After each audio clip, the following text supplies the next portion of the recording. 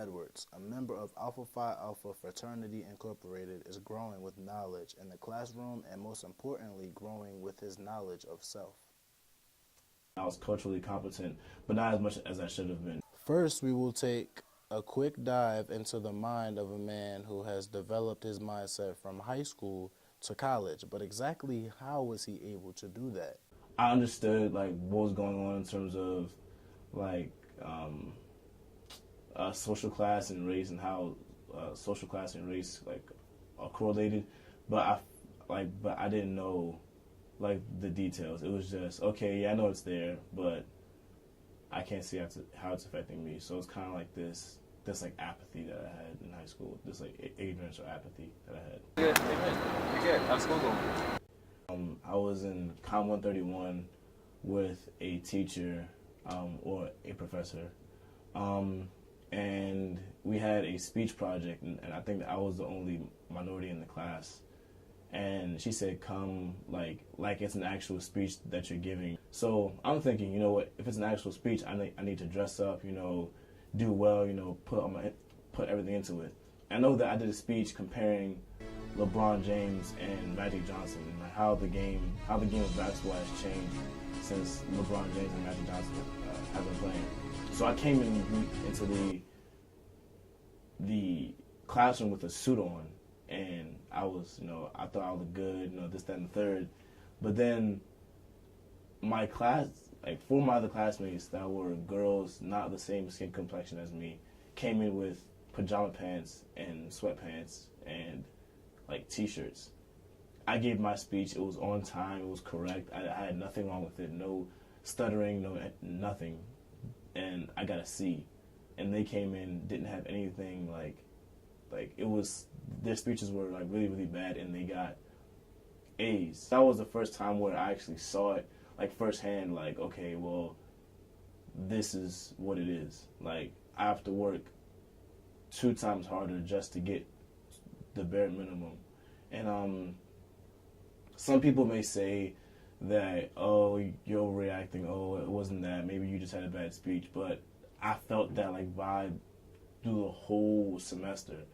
But I mean, I'm not one to complain and say, you know what, she's prejudiced, she's this, that, and the third. I'm gonna work through it, cause like that's what I do. Like if you doubt me, I'm gonna just work through it. So. An experience woke him up and made him more aware of different racial injustices that are still present in today's society. Yeah. Professor Emily Parker, it was Philosophy 204, Race, Class, and Gender.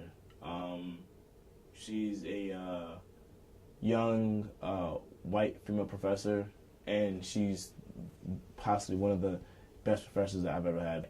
That's when I became more aware, because we talked about the prison industrial complex, we talked about redlining, we talked about mass incarceration, we talked about vampires and how vampires lead to like sexual like things, and how vampires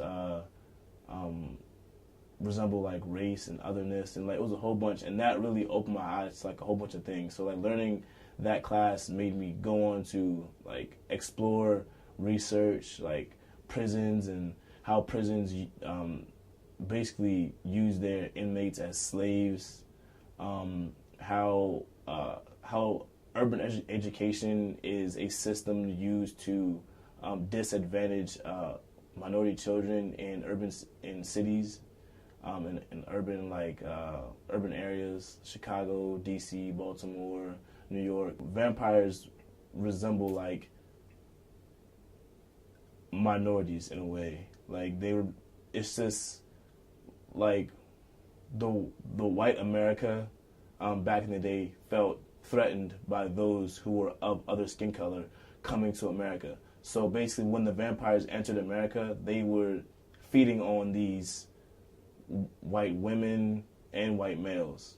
So it was just they came in, vampires look like you, they talk like you, they act like you, but there's something different about them, and that's when this otherness comes in.